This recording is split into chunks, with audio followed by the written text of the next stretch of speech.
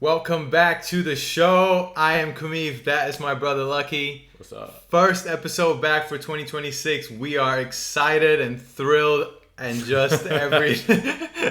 Back in this bitch. Happy New Year to everyone. Happy New Year to you, your family. Merry Christmas. Merry everything. Okay, let's start. We'll be talking about UFC 324. Headlined by Paddy Pimblett versus Justin Gaethje. Co-main event, Sean O'Malley and Song Yadong, and then the rest of them. And the rest of nobodies. No, okay. Yeah. Not much else. Nothing else we want to start with, right? Nah, this is it. Yeah. I don't think there's anything there. A lot of big fights coming up. Even locally as well. Got Shuriken coming up, SFL coming up. Yeah. And Volk as well the week after that. We'll talk about all those things after. Yeah. We'll talk about it once this on the podcast where we react to this. Yeah. But okay, let's start. We'll start at the top and work our way down, and we're going to talk about Izzy versus Joe Pyfer as well. So stay tuned or whatever for that. Okay, let's go. Justin Gaethje versus Paddy Pimblett. Off the top, I'll just quickly say what I think because mine's going to be really quick. Justin Gaethje is going to win by KO. I'm going with Justin Gaethje because Paddy Pimblett's on a roll. Yeah, and he's good. Like smart money, Paddy Pimblett. But I think Justin Gaethje will get it done. I don't know why. It's just hard. Like, and I'm a fan of Justin Gaethje. I'm not the biggest fan of Paddy Pimblett. Yeah. And fuck Paddy Pimblett because what he said about Dan Hooker's mom. But anyway. Yeah. I'm just going with Justin Gaethje. I think Justin Gaethje gonna send him to the moon. Yeah. Their records are very close. You know, Paddy Pimblett's 23-3. Justin Gaethje's 26-5. But the reason I'm going with Justin Gaethje.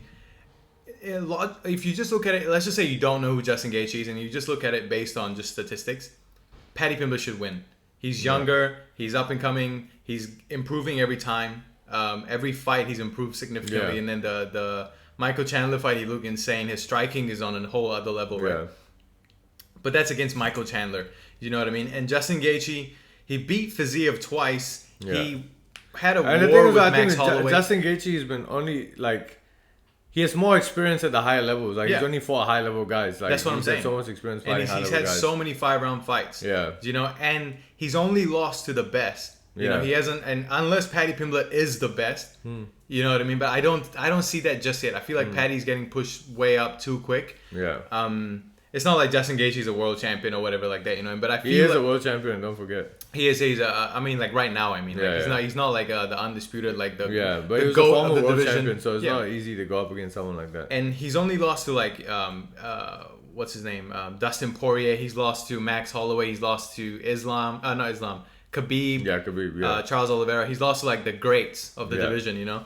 And he's also beat a lot of greats. Yeah. I feel like it'll be a war, this one. I don't think Gaethje. But then remember the Dustin Poirier fight. He was calm. He was patient. Boom, head kick. Poirier is out. You know what I mean? Yeah, but Gaethje's going to be ready for all those things. But like I said, anything can happen. I'm saying Gaethje won by KO. Yeah, he became BMF. Gaethje can pull anything out the bag, man. You can't count Gaethje out. Because he's violent. His calf kicks are going to be there. His calf kicks is crazy. That shit's going to work. And Paddy's heavy. Paddy's fucking heavy. You know what I mean? Remember the Michael Chandler fight? Paddy just seems like a lot of muscle, and he's like Paulo Costa, plotty and heavy. I think Paddy's got great movement, man. That Michael Chandler fight, you can see his striking is a lot better. He's got great movement, but Justin Gaethje will walk you down. He'll throw those calf kicks, and he's got good hands, man. He's smart. He's got good hands. He's got fast hands as well. So he's not chinny. Another thing that I feel like people keep going to is Justin Gaethje's he's gonna easily get knocked out. He's not getting knocked out. That's what I'm saying. No. He only got knocked out by Max Holloway because they did this shit. Yeah. If they didn't point down, he wouldn't have got KO'd. Yeah. Do you know what I mean? His nose was busted up. He's been in so many wars, but he's never been brutally KO'd apart from the Max Holloway one. Yeah. Granted, the Max Holloway one was brutal, and he was older. Then the recovery is different. He's aging. He's 37, 38 now. He's an old man. But I feel like he's good enough to still beat Paddy Pimblett. Yeah, I think he will. He will beat Paddy, and then I think he'll run with Ilya next. And then he'll lose out. Nah, he's gonna knock Ilya out. Okay, no, but I'm not saying Paddy has no chance. Oh, Paddy has a chance. Like I said, smart money. You're gonna put it on Paddy. Paddy should win. Yeah, exactly. He should be winning this fight. But I'm just saying why I'm going with Justin Gaethje. I feel like Gaethje will win. I'm going with Gaethje all day. Yeah. All right, let's move on to the co-main event. It was supposed to be Kayla Harrison versus Amanda Nunes, but Kayla Harrison broke her neck or something. I'm sure she broke it. They had to. Yeah. She had to go surgery in New York. So it's a tough one for her. Good fight, man, to fall out, but that's okay. Yeah. Hope her recovery goes well. I think they'll reschedule that fight for some other pay-per-view, or they might just throw it straight on the White House, because that's actually, fuck. It's only 5 months away. Yeah, so they might just do that. I think. Yeah, so her recovery will be like 2 months probably to fully get recovered and get back into training camp. Then it's 3 months from there. So I feel like it is a White House fight. Yeah. Okay, let's move on. Song Yadong versus Sean O'Malley. Sean O'Malley should win. Yeah, right? I'm going at O'Malley. Yeah. This is a hard fight, man. Song Yadong is fucking good, bro. He's this smart. motherfucker is crazy. And he's a brawler, though. Do you know what I mean? Like, he's a fucking... Yeah, and he's fucking powerful, man. That guy's got so much power.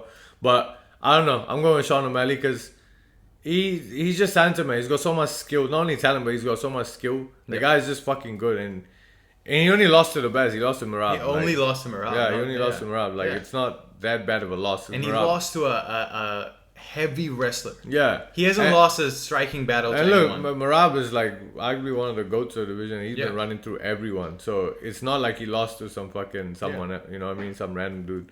So I think Sean O'Malley still got it. I heard Sean O'Malley say like if he loses this one, he's probably going to retire. I feel like, to be honest, I think he probably would. I feel like based on how he lives his life, he's already got the mansions, he's got the cars. Yeah. He's made so much money, he's got so many businesses. Yeah. I feel like he's fighting now because he just has that itch and he wants to still fight and he's still chasing the title.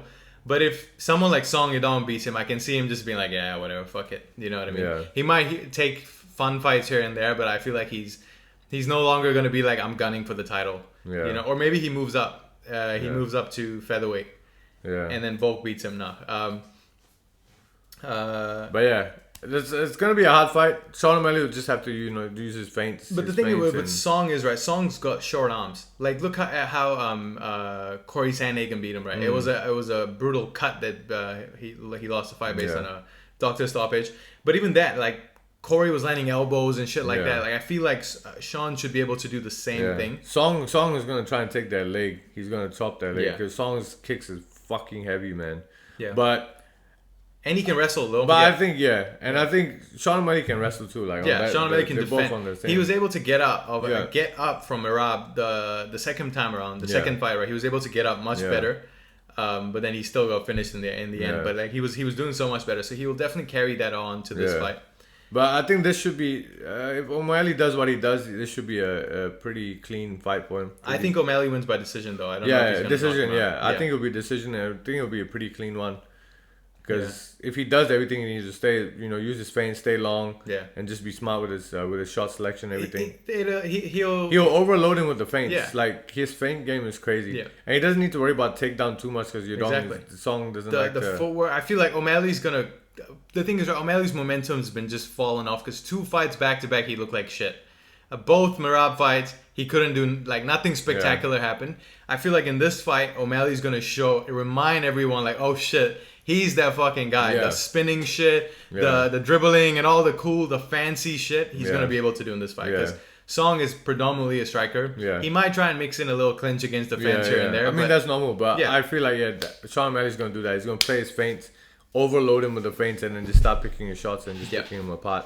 And I'm going with Sean O'Malley to play with Yadong. I mean, to beat Yadong. To beat Yadong.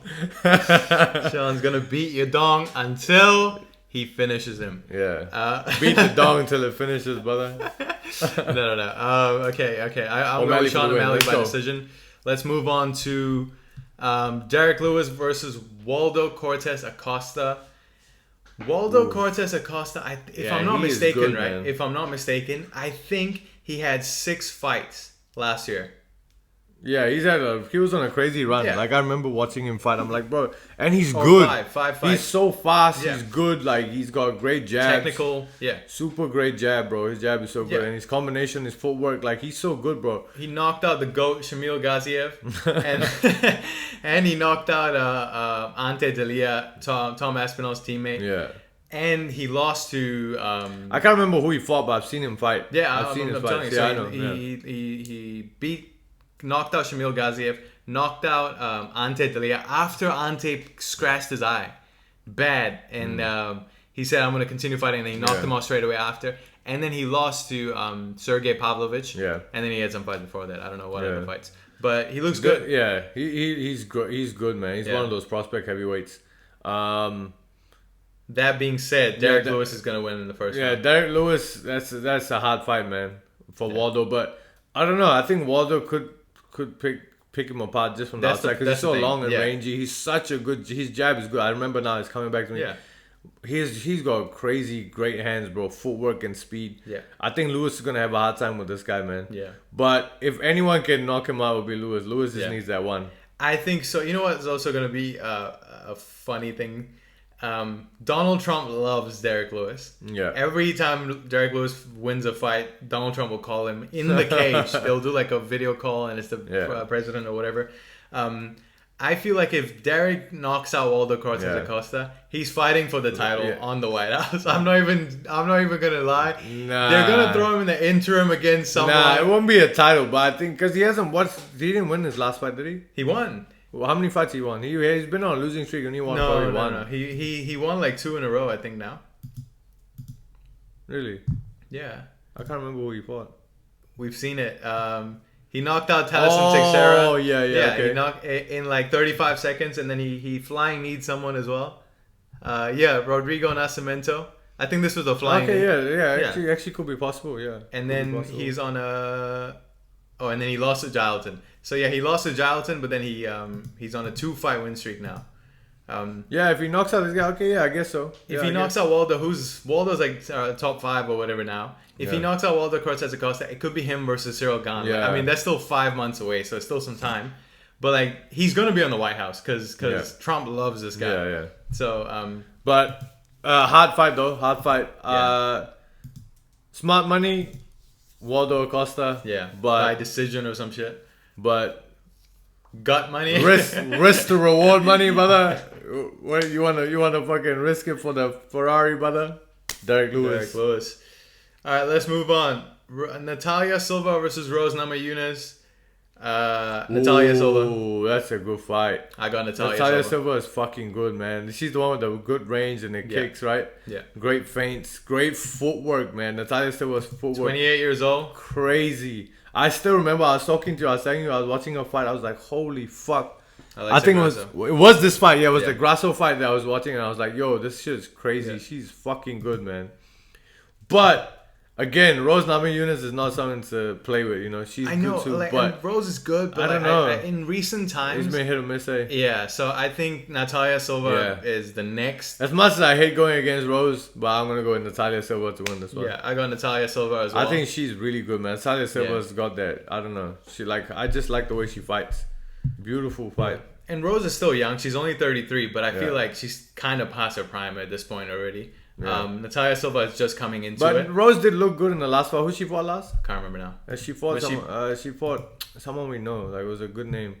She barely won or she lost, I think. Miranda Maverick. I don't know who that is. That was a good fight. Yeah, and then Aaron beat her. Like, she hasn't had a good run. Yeah. But I think. Yeah, I'm gonna go with Natalia Silva though. I got Natalia to win, and I think it will be decision. Yeah. Same, I think decision as well. Yeah. But okay, let's move on. Arnold Allen versus Jean Silva. Ooh, it's a good fight. This is a sleeper fight right here. This is a fun one. This is actually a sleeper fight. And I think Arnold Allen will win. I was just going to say, I'm going to Arnold Allen as well. Yeah. I think Allen's going to win this. Arnold Allen is... He's underrated. Like, he flies under the radar because he doesn't talk much. Yeah. And he's underrated. He's got great skills. He's a great southpaw, man. Yeah. Like... His fucking straight left is crazy good. He had a great fight with Max Holloway. Yeah. He's only 31. He was on a tear until Max stopped him. I think that was the only fight he lost. Right? Yeah. At that point, he was. He lost to Movsar as well. But he lost to Movsar. That was after. Yeah. But yeah, so like he was on a run. Yeah, it's not like he lost to anyone bad. He knocked out Dan Hooker. Yeah. He beat Calvin Kattar by KO as well after that. Then he lost to Max. Then he lost to Movsar Evloev. Then he beat Giga and he's fighting this guy now. This guy, Jean Silva. Yeah. Jean Silva is fucking good too, so it's hard. He's good, he's smart, he's playful. Yeah. But I think like based on you can see what Diego Lopez did to him, right? Diego Lopez didn't give a fuck about all the games he was playing. He kind of obviously Jean Silva was more emotional. I don't know why he was so pissed off. He decided to like I'm gonna fight this guy. Actually, you know what? Now that I'm talking about him, remembering who Jean Silva is, I think I forgot. That's something. Jean Silva is fucking good. He's hard. It's not an easy fight, but I don't know. I'm just putting my money on Arnold Allen because I think Allen has a great skill set, man. Like he's good. He's actually very good. Quite underrated. Same. And Jean Silva is fucking good too. So it's a good matchup, but I'm gonna go with Arnold Allen. Same. I got Arnold Allen winning as well by decision. Yeah. Actually, no, I changed it. I got Arnold Allen winning by KO because of how aggressive Jean Silva is. Yeah. I feel like he's gonna get caught bad, with like a head kick or like a spinning elbow again or something where it's like it's a surprise attack. You never know. Flying knee maybe because Arnold Allen is good. You know? Like when he was fighting Movsar as well, he threw a lot of knees. He had his hand low. But anyways, let's move on to the next fight. Surprisingly, on the prelims, Umar Nurmagomedov is fighting Deiveson Figueiredo. Umar Nurmagomedov versus Deiveson Figueiredo. I don't even know why they made this fight because Umar is just gonna walk through him. Like, Figgy is good. Contrary to popular belief, I'm going with Deiveson Figueiredo. You're going to lose your mind. I'm going with Deiveson Figueiredo to beat Umar Nurmagomedov. How? What are you talking about? He can't. His knee got ripped apart when he fought Corey Sandhagen. He came back. He looked good. He fought. Was it who did he fight again? Was it Bautista? No, not Bautista. He fought someone young, and he beat that guy. Oh, he fought Montel Jackson, undefeated. I remember Montel Jackson. Not undefeated, but like on an insane streak. Montel Jackson was on an insane streak. And he beat him by decision, mixing the wrestling and all that. But that's how he beat Montel Jackson. Because he was like in his face and he kept shooting and kept making him wrestle. He can't do that with Umar. Umar can kick his fucking head off and can out wrestle him. You know what I mean? Like smart money, Umar Nurmagomedov. No risk, no Rari. Deiveson Figueiredo, brother. You want that Ferrari? Deiveson Figueiredo all day, baby. You want to dream about the Ferrari show. I'm going with Kratos. Kratos to beat Umar Nurmagomedov. Nah, but realistically on paper, yes, Umar Nurmagomedov should beat Deiveson Figueiredo. Yeah. But I don't know. I got a funny feeling about it, man. After Umar lost to Merab. He only lost to Merab. Yeah, I know. But sometimes undefeated guys, when they lose, it fucks with them. No, he came back and destroyed Mario Bautista. Oh, Mario Bautista. I don't remember that. But did he fight Mario Bautista? Yeah. Can you not remember that fight where Bautista was throwing a body kick, but then Umar ducked and he got... But Bautista did fucking good in that fight. But he still lost. You know what I mean? know, but he did really good. And now, remember the level of competition, and then now he's fighting Deiveson Figueiredo. Like, Figueiredo, it's going to be sort of competitive, but I think Figueiredo is just going to get ran through. Yeah. Yeah. But I'm still going Deiveson Figueiredo. And Deiveson is 38 at bantamweight, brother. Like, yeah, he went up in weight. Which is great. Sure. So when you're older, you go up in weight. Yeah, you go up in weight, but you're still a bantamweight against a prime Umar Nurmagomedov. Like, come on, bro. I'd quit watching MMA if Figueiredo wins. I'm done. You heard it here first. If Figueiredo Deiveson Figueiredo gonna win this fight. Mark my words. If Figueiredo wins, I'm watching FIFA from now on. That's all. I'm watching football. I'm not gonna watch MMA ever again. All right, no, that's it. Atiba Gauthier versus Andre Puliev. We know Atiba is gonna knock him out. Yeah, Atiba is an animal, bro. This guy's different. There's some good fights here and there. We don't need to talk about all of them. It's fine. Josh O'Kidd as well. Blah blah blah. All right, let's move on to. We're just gonna get a little early thing going. Where is it? Yeah. We're gonna talk about the GOAT Israel Adesanya. My GOAT is back. Let's go. Let's go. The king is back. The middleweight GOAT Israel Adesanya is back. That's my fucking GOAT, bro. Joe Pyfer. Joe Pyfer is 15-3 and he's ranked number 15. And he's fighting Israel Adesanya, who's ranked number 6 or 7. Yeah, 6. 6, 7, 6, 7. No, I think this is the most out of all Izzy's last competition. This is the one where Izzy is most likely to win in spectacular fashion. I believe, and not only I believe, I know Izzy's gonna finish him in spectacular fashion. Yeah. Joe Pyfer's hard fight is dangerous. Don't get me wrong, but there's just levels, right? There's levels to the competition. Yeah. When you look at Izzy has only lost to the highest level guys. He hasn't lost to anyone. Yeah. And it wasn't bad losses. You know what I mean? And who he lose to? He lost to Imamov, who most likely fighting for the title next. He lost to Drickus, lost to Strickland, and he lost to and he beat Pereira before. Yeah. So look at the names. Yeah. Like these are all guys that are become champions or on the way to becoming champion. You know. Yeah. So, but that being said, I think Joe Pyfer, this is a big step up in competition, and when he gets in there with Izzy, when he gets in there with Izzy, and he starts to see the levels, I think it's gonna fuck with him. Yeah, that's what I'm thinking as well. Yeah. And I remember now, I was talking to you earlier on Ariel Hawani's show. Joe Pyfer kept saying things like, "Oh, he is a legend, but and stuff like, oh, he breathes air, so I know I can beat him." I feel like he's like trying to convince himself, like, oh shit, I can beat this guy. But I think when he's in there, once he starts seeing the elusiveness of Izzy, the way he's moving, the calf kicks, the feints, and getting caught when he didn't expect to get caught, I feel like it will fuck with him a little bit, and then Izzy can find his shot and put him out.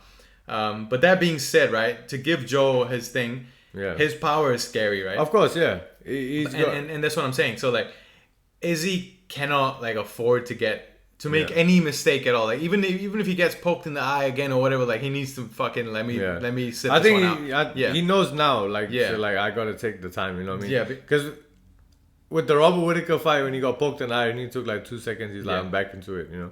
But things is different now. So I feel like he'll make the adjustments and and he'll know what to do. Izzy cannot afford to make a mistake in this one because Joe Pyfer's power is actually quite scary. Like if you go and look at his knockout highlights, it's like shit that barely even touch people's face. They're like fully out cold. They're dead. Like it's kind of like Alex Pereira's left hook in a way, where it's like, how does he have so much power? At one point as well, this is obviously before Alex Pereira did the machine. The machine where they test how strong the punch is. Yeah. Francis Ngannou was like 124 or something like that. His was 1-4. His was like 20% or whatever, 20,000 or whatever the number is, more than Francis Ngannou's right hand. So like his power is insane, and then obviously Alex Pereira came and hit 190, which is fucking another level, right? But like that being said, his power is like on par with Francis Ngannou in a way. Yeah. So Izzy obviously, and the rest of his skills are quite just like another middleweight. You know what I mean? Joe Pyfer, his only thing that's going for him really is his power. Yeah. Apart from that, he's just like Marvin Vettori, or you know what I mean? I'm sure he's better, but I'm just saying he's like a generic middleweight. Yeah. So Izzy, I feel like Izzy's gonna beat him in spectacular fashion. Yeah. Like Izzy was saying, he wants to do like he wants to go back to his old himself. I think now he's at a point where it's like he can take more risks. Just take the risk and just show out like how you did when you first came in the game. Yeah, that's what he said he wanted to do, and I know he will. And look, Izzy's my goat. I will always. I don't give a fuck. He could be fighting fucking Godzilla. I'm going with Izzy to win every single time. He could be fighting fucking the fucking U.S. military. I'm still picking Izzy to win. You know what I mean? I don't give a fuck. But yeah. I just feel like this is the fight where Izzy gets it's like how people are saying like this is like what do they call it, where you're like feeding the guy that's almost out of his prime or whatever they call it. You give the new guy passing the torch, feeding him to the wolves kind of thing. For me, I feel like it's the other way around. They're giving Joe Pyfer to Izzy so Izzy can. That's how I'm looking at it. That Izzy can just have that spectacular finish and get back on that horse. Yeah. I'm looking at it the other way around. Yeah. This is a fight made for Izzy to reclaim himself back up. You know what I mean? Yeah.